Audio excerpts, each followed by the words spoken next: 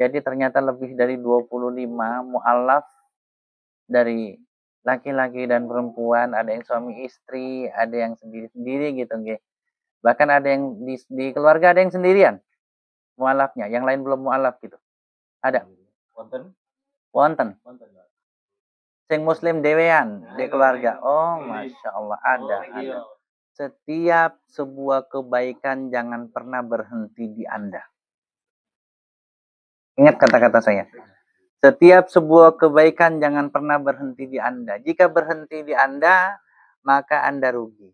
Ruginya apa? Hanya soleh untuk diri sendiri. Dan itu pun kalau dipakai. Disitulah kehebatan, salah satu kehebatan dan keutamaan umat Islam adalah dekat dengan bahasa kitabnya. Kitab apa? Yang pertama kitab Al-Quran, kedua kitab hadis.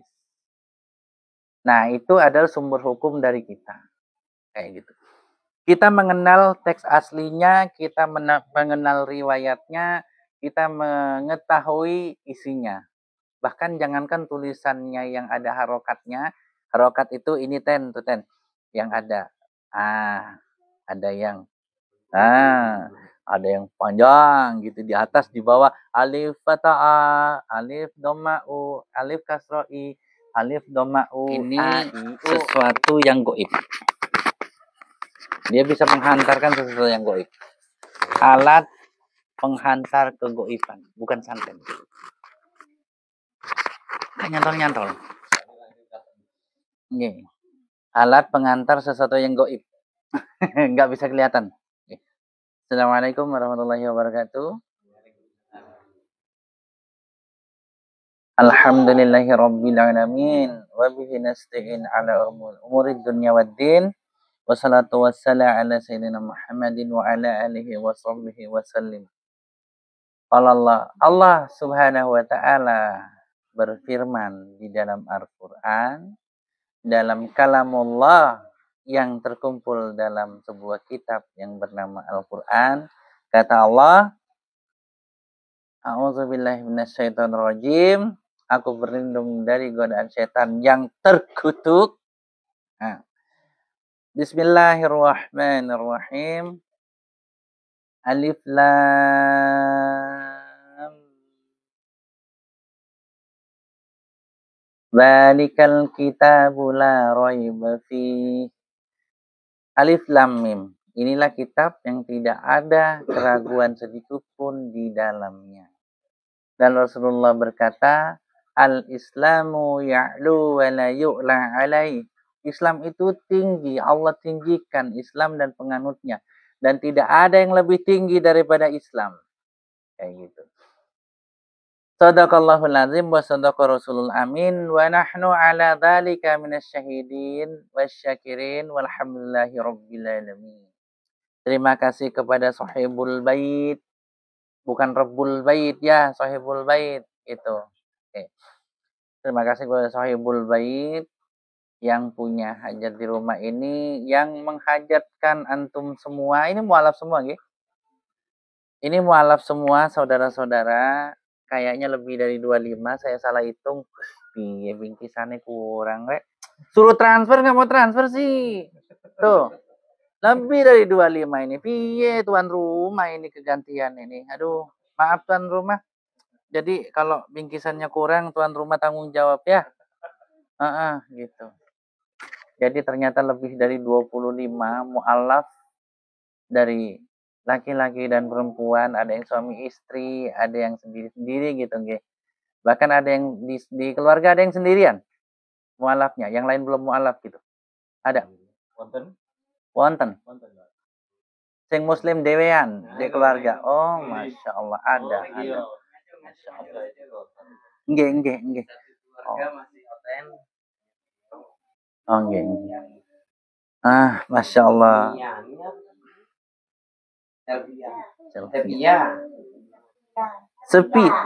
Sepi ya. Aduh, artinya nggak nyaman juga itu. Artinya kekasih tak terang. Nah, kenapa sih kok narsis, kok live mulu? Jadi gini ya, setiap sebuah kebaikan jangan pernah berhenti di Anda. Ingat kata-kata saya.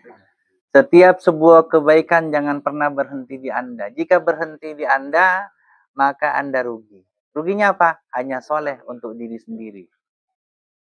Dan itu pun kalau dipakai. Tetapi kalau Anda teruskan ke orang lain, artinya ilmu yang didapat dari Ustadz kita, Ustadz Ubay, yang wajahnya masih kayak pujangga, tapi ternyata sudah punya istri dan senior. Bahkan tadi saya lihat yang dibaca itu tidak ada terjemahan. Huruf Arab gundul. Kalau saya masih gondrong, huruf Arabnya gundul. Disinilah kehebatan, salah satu kehebatan dan keutamaan umat Islam adalah dekat dengan bahasa kitabnya. Kitab apa? Yang pertama kitab Al-Quran, kedua kitab hadis. Nah, itu adalah sumber hukum dari kita. Kayak gitu. Kita mengenal teks aslinya, kita mengenal riwayatnya, kita mengetahui isinya. Bahkan jangankan tulisannya yang ada harokatnya, harokat itu ini ten, tuh ten, yang ada. Ada yang ada yang panjang gitu di atas, di bawah alif fathah, alif dhamma u, alif kasra i, alif dhamma u, a i u gitu toh, diajarin dalam Islam. Jadi alhamdulillah kita didekatkan dengan bahasa induk dari kitab kita, dua sumber hukum yaitu Al-Qur'an dan Al-Hadis, yaitu bahasa Arab. Kenapa harus bahasa Arab? Karena Nabi kita lahir berbahasa Arab. Dan semua nabi-nabi itu berbahasa dan turunnya kitabnya itu dengan bahasa sehari-hari Nabi itu. Gini, misalnya ibu sini bahasa Jawa. Misal nih Pak Siwo. Pak Siwo misalnya jadi nabi, misal. Bahasanya bahasa Madura. Ya, Pak Siwo acelen kabar. Ngerti nggak? Hah? Kursus dulu, Wani Piro, kursus bahasa Arab, bahasa Madura sama saya. Gak nyambung. Gak logika. Disinilah kemudian Islam itu sering menantang umatnya, afala ta'qilun, afala tatafakkarun, kan gitu. Gunain otak lu untuk mikir, untuk merenungkan. Atas perenungan umat-umat Islam, ilmuwan-ilmuwan Islam adalah teknologi macam sekarang. Ada. Kalau nggak ada aljabar, pesawat terbang nggak akan ada. Kenapa? Ngitung nganggo opo. 1 tambah 1 berapa? Tambah 1 lagi berapa? Lo dulu ditanya Tuhannya berapa, bilangnya 1. Dulu ditanya, Tuhan siapa? Bapak. Yesus Tuhan, Tuhan. Roh Kudus Tuhan, Tuhan. Tuhannya berapa? 1. Nah, gitu nggak bisa ngitung akhirnya. Gitu. Makanya belajar matematika. Serius, tanpa matematika kita tidak bisa menghitung. Termasuk perhitungan bangunan ini pakai matematika. Walaupun mungkin ditanya, berapa derajat Pak? Mbo, yang penting kemiringannya dikira-kira, yang penting tegak, 180 derajat tegak ya. Tiangnya gimana Pak? Oh, yang penting lawan arah. Artinya Pak, 90 derajat. Apa itu? Itu ada di aljabar. Sopo sing nemuin? Umat Islam. Namanya diganti dari aljabar. Jadi apa sih? Lupa aku. Lupa sih aku. Lali aku sih. Penyakitnya saya kalau udah lupa nggak inget. Gitu. Terus kalau tidur nggak enak makan, kalau makan nggak enak tidur. Ngomong-ngomong judulnya ngomong nih, Ustaz. Hari ini apa judulnya? Ketika apa? Oh, ketika hidayah menyapa. Betul. Waalaikumsalam Cak Ahmadi. Payah, aku yang nanya jauh, begitu Izza yang nanya dekat. Aku yang ngajak kagak datang. Kalau Izza yang ngajak paling datang Cak Ahmadi. Waalaikumsalam warahmatullahi wabarakatuh. Mangga Abang. Jadi ilmu itu jangan pernah berhenti di kita. Kenapa? Kita rugi. Kalau ilmu berhenti di kita, belum tentu kita praktekkan. Ini kunci. Kok Aziz kok pinter? Alhamdulillah saya pinter. Allah takdirkan kita pinter. Dan sesungguhnya tidak ada manusia yang bodoh. Tidak ada manusia yang botol. Yang ada adalah orang tidak mau menggunakan kepintarannya. Gitu. Jadi kalau kita teruskan, ilmu yang kita teruskan otomatis kita harus menguasai. Jadi ketika dikasih ilmu kita menyimak, ketika menyimak kita paham, ketika paham kita ajarkan ke orang, diteruskan. Makin kita ngajarkan, makin kita fasih terhadap ilmu itu, makin fakih kita. Fakih itu paham. Fasih itu lancar. Menyampaikan makin lancar, makin fakih. Gitu. Oh, saya nggak perlu kamus, Ten. Nggak perlu. Itu bahasa Arab. Al-lughatul Arabiyyun. Nah, gitu. Jadi makin kita paham, makin kita fakih, kita makin mudah untuk melaksanakannya. Seperti tadi cawe diajarkan bagaimana cawe kan gitu kan ya, sampai nggak ada ininya gitu kan, nggak ada kotorannya dan nggak bau. Bau, warna dan rasanya, tapi juga jangan habis cawe dijilat. Kalau itu dikira-kira saja gitu najisnya. Yang penting bau dan ini bentuknya udah nggak ada warnanya. Kayak gitu. Ada satu hal najis yang harus hilang, bau, warna dan rasa itu harus hilang. Itu fikih. Makanya tadi dijelaskan oleh Ustadz kita dengan huruf gundulnya yang saya juga nggak bisa baca, ada di sana soalnya, jadi saya nggak bisa baca. Nah, itu ya kalau baca butuh dibimbing, Ustadz. Kalau gundul, Ustadz, kalau gondrong bisa saya. Nah, gitu.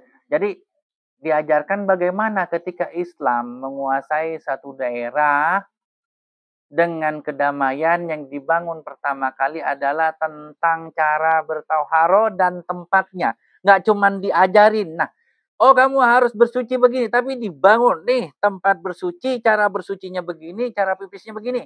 Tadi ada orang yang nanya, berarti pipisnya jongkok dong gitu. Iya, kayak cewek. Iya, kenapa? Ternyata dengan jongkok semua klep-klep yang ada. Jadi kalau kita bilang klep, jadi manusia ini punya klep. Kalau klepnya dol, dia ngompol. Nggak bisa nahan. Sama pupnya langsung biar gitu. Nah itu. Jadi kalau memang orang habis operasi ambeien, ada yang pernah operasi ambeien? Nah, silahkan ceritakan bagaimana klepnya dol. Nah, itu. Logika semua. Jadi ada klep-klep, kalau kita bilang klep, yang terbuat dari daging juga, dengan kedagingannya klep itu, dia mampu menahan. Nah, ketika kita duduk seperti wanita, jongkok, klep itu terbuka. Dan laki-laki agak diangkat sedikit kaki-kaki. Ada salah satu kaki yang diangkat. Jadi dia itu terbuka sehingga tidak ada sisa air pipis di sana yang bisa menyebabkan kencing batu. Perhatikan orang yang biasa kencing batu, selain sering minum soda, biasanya pipisnya berlari, berdiri. Malu juga dia berlari, orgil emang. Kalau yang berlari itu orgil. Ya, seperti itu. Setelah hidayah itu datang kepada kita, tugas kita apa?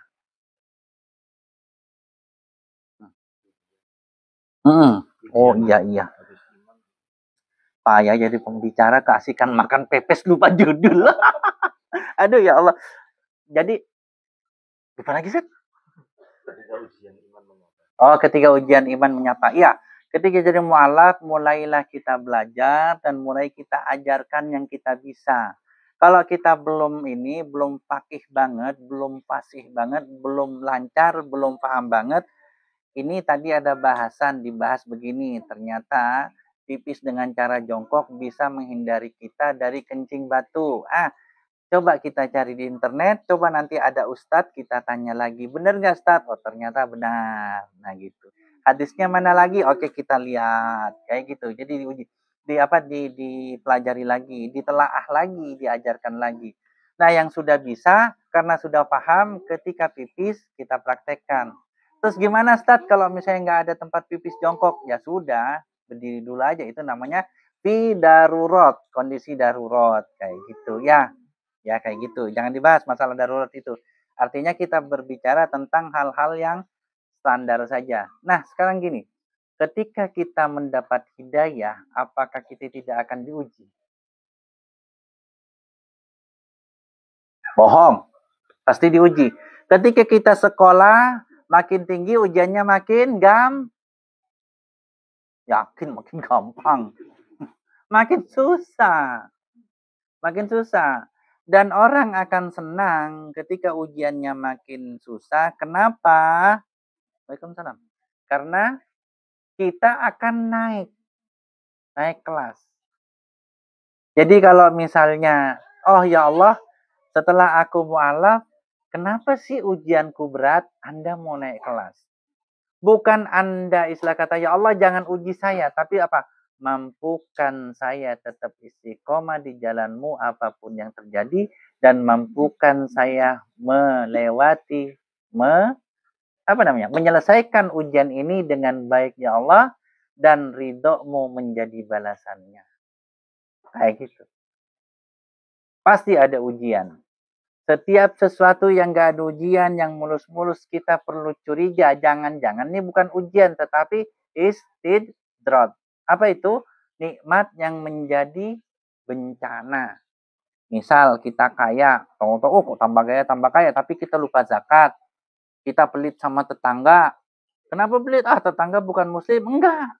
Kita juga sesama muslim itu bahkan dianjurkan bersedekah kepada fakir miskin walaupun beda agama. Kita diwajibkan untuk tetap berbakti kepada orang tua walaupun beda agama. Wala taqullahum ma'uffin. Wakila kolang karimah. Betul, Ustaz? Suka terbalik saya bacanya soalnya. Karena kalau debat dengan Oten suka saya balik-balik memang sengaja gitu. Mereka kan sok pinter tentang Al-Quran, saya balik-balik biar dibenerin. Malah jadi saya kebalik-balik gitu. Repot. Waalaikumsalam warahmatullahi wabarakatuh. Jadi ceritanya Islam itu tetap menjaga hablum minan nas walaupun terhadap orang-orang yang bukan muslim. Terus bagaimana sih cara kita menghadapi ujian? Pertama, dekatkan diri kepada Allah. Muraqabah gitu.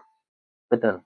Muraqabatullah, mendekatkan diri kepada Allah. Jadi gini, perbedaan antara takut kepada manusia dengan takut kepada Allah atau takut kepada makhluk berbeda.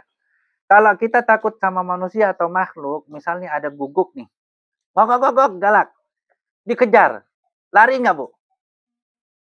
Biasa. Kebiasaan. Lari nggak, Pak? Dikejar sama guguk?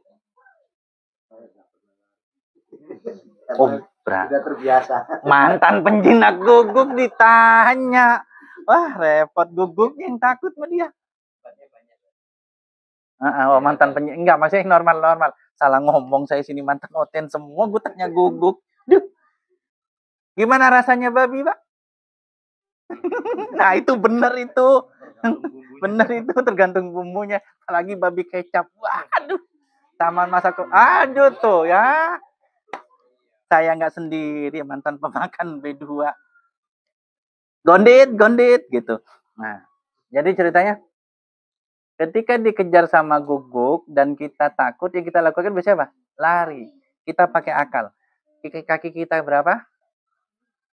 2. Kaki guguk. Kalau lari cepat mana? Kenapa lari? Karena takut. Saya kasih pilihan. Digigit guguk tanpa ngelawan dengan digigit guguk dengan ngelawan. Pilih mana?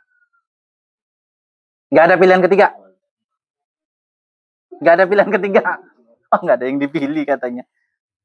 Jadi ternyata kalau dikejar guguk jangan lari tapi jongkok atau ngambil benda. Ternyata guguknya takut. Pernah saya dengan teman-teman lari. Dikejar guguk lari di pematang sawah. Kepleset jatuh, guguknya kabur balik. Padahal kita jatuh gitu. Jadi seperti itu. Jadi dia juga ternyata guguk juga nggak mikir. Begitu jatuh dipikirnya udah apa? Takut sesuatu yang belum tentu terjadi. Padahal itu jatuh bukan ngambil sesuatu. Begitupun kita, terkadang ujian kita ini adalah ringan buat kita. Ketika kita fokus, ini ujian apa? Ibarat guguk, ini guguk mau nyerang gue nih. Mau nyerang saya. Saya lari, saya kekejar. Saya ngelawan, saya kegigit. Bagaimana caranya? Gak ada orang, gak ada siapa. Apa yang bisa kita cari? Ada batu, jongkok ambil batu. Sebisa mungkin kita lempar. Ketika kita fokus, ternyata guguknya lari. Boro-boro dilempar. Baru duduk aja guguknya lari. Nah, depan ada guguk, dicoba. Ada yang mau coba dulu? Silakan, saya tunggu. Silakan, saya tunggu. Jadi nggak takut semua sih. Salah lagi saya. Saya ngomong di tempat orang yang miara guguk. mantan pemelihara guguk, mantan pemakan gondit, pakai gondit kecap, gondit bakar. Aduh, salah saya. Kali ini kalah saya di sini ngomong. Aduh. Nah, jadinya kita ini ceritanya terlalu memandang serem sesuatu yang belum terjadi dan terlalu takut terhadap akibat sesuatu yang belum terjadi. Seperti tadi, misal guguk, padahal kita tinggal jongkok atau ngambil kayu, guguk pada umumnya lari. Kecuali guguk yang memang dilatih untuk ngejar orang bersenjata. Ini di luar kenormalan. Jadi kita berbicara yang normal-normal saja, dikejar guguk jangan lari lagi ya. Tapi duduk ambil batu atau kayu, insya Allah. Kalau nggak berhasil, nggih sepurane nggih. Wis nasibe digigit guguk ngono. Jadi kayak gitu. Nah, sama kita juga ketika melihat sebuah ujian, ya Allah, kenapa ujian ini datang kepadaku? Kenapa begitu beratnya ya Allah? Kata Allah apa? La yukallifullahi nafsan huwa fahi. La yukallifullah nafsan illa wus'aha. Nah, gitu. Allahnya dimatikan jadi Allah. Karena lupa saya hu apa hi. La yukallifullah nafsan illa wus'aha. Jadi tidaklah Allah itu kasih sebuah beban kepada kita kecuali kita pasti bisa untuk menjalaninya. Jadi contohnya gini, saya ditugaskan jalan kaki, ini sumber manjing nggih. Dari sumber manjing ke Kota Malang. Beratnya. Nanti kalau misalnya saya jalan kaki, sendalnya putus gimana? Mau beli di mana? Kalau ada toko sendal, kalau saya naik motor ke sana, kalau bocor di jalan gimana? Tukang tambelnya di mana? Terus duit jajan saya cuma buat makan. Kalau buat tambel nanti saya lapar. Nggak sampai-sampai sampean ke Malang. Tapi kalau sampean jalan, sudah bismillah jalan pelan-pelan, capek yo ngaso. Ada tukang es, tuku es. Jadi jangan pernah beli apa? Jangan pernah beli daging stick sama tukang es. Gak bakal dapet sampean. Jadi kalau jalan capek ngaso ketemu tukang es, Pak ada es Pak? Ya pasti ada, jangan tanya lagi. Tapi Pak beli es. Jangan bilang, Pak beli daging stick panggang setengah matang. Oh ditimpuk sampean. Diomelin sampean. Sampean nggak ngelihat saya jual es. Ngapain ditanya stick kan gitu.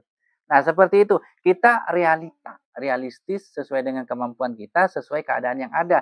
Bismillah tawakkaltu ala Allah, jalankan pelan-pelan. Oh saya capek ya Allah, istirahatlah dulu. Ada sholat, ada tidur, ada menuntut ilmu seperti ini. Ini termasuk istirahat dan nambah energi. Siapa yang nggak pernah diuji dalam hidup ini? Pasti semua diuji. Mungkin sebagian kita di sini sedang diuji. Capek. Di sini kalian istirahat. Kalian semua sekarang nih lagi istirahat sambil menimba ilmu di sini. Nanti punya energi baru, terjang lagi itu yang namanya ujian. Terus begitu. Sampai kita mati pun, setelah mati kita pun akan diuji lagi. Marrabbuka, kan gitu. Masih ditanya lagi.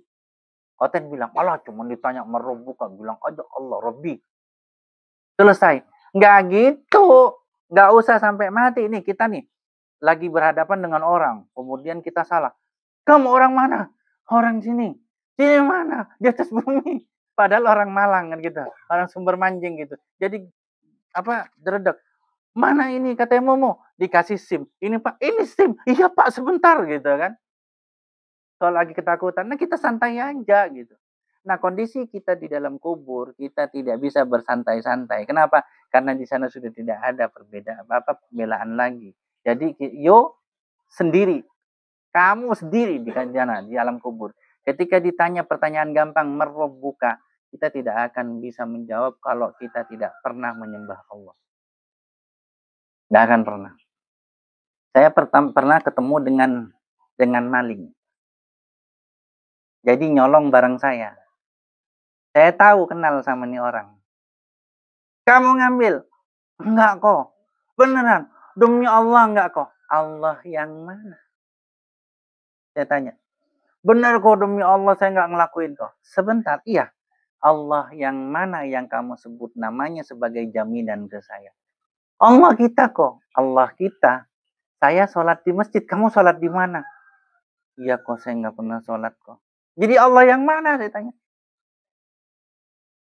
Allah yang mana sekarang kamu jadi jaminan untuk saya? Allah yang mana? Ya Allah kita kok, tapi saya nggak sholat. Saya minta maaf kok. Saya nggak ngelakuin bener kok. Mau dibuktiin atau enggak? Enggak usah kok. Tapi saya nggak ngelakuin. Mau dibuktiin atau enggak? Iya kok, saya salah. Selesai. Jadi kita itu kalau nggak pernah dekat dengan Allah, satu saat kita sebut nama Allah, jangan pernah protes ketika Allah itu tidak datang untuk menolong kita. Apalagi di alam kubur. Ya kita di sini sekarang bilang, "Marabbuka." Ah gampang, Allahu Rabbi. Nanti di alam kubur kita tidak akan bisa berbicara kecuali sesuai dengan kebiasaan kita. Kalau kita biasa berdoa kepada Allah, sholat kepada Allah, minta tolong kepada Allah, kita akan gampang bilang Allahu Rabbi. Tapi kalau kita tidak biasa dengan Allah, ketika ditanya apakah enggak malaikat itu misalnya, apa ia enggak bertanya seperti saya? Siapa Tuhanmu? Marabbuka? Allahu Rabbi. Apa enggak malaikat bertanya? Allah yang mana? Pernahkah Allah engkau sambangi? Pernahkah Allah engkau sebut namanya? Pernahkah sujud untuk Allah? Jadi bagaimana sekarang? Masih takut sama ujian? Masih takut sama ujian? Kadang-kadang. Jadi gini, antum semua enak. Di sini semuanya syahadat, ketahuan terang-terangan. Walaupun jumlahnya sedikit, minoritas, nggak sampai 10% di sini. Muslim di sini nggak sampai 10%. Tapi antum semua sudah dilirik oleh para pembina mu'alaf. Saya pribadi, ini banyak mewakili. Satu, mewakili Tionghoa Muslim Inspiration, sebuah yayasan yang memang khusus membina mu'alaf. Kedua, ini sebelah Ustaz, dari mana Ustaz? Belum Ustaz? Saya Malang. Enggak, organisasinya. Ustaz? Pondok aja. Dari pondok. Wah, soalnya. Disebutin satu-satu sampai asar kok. Nah, beliau juga salah satu adalah pembina mu'alaf.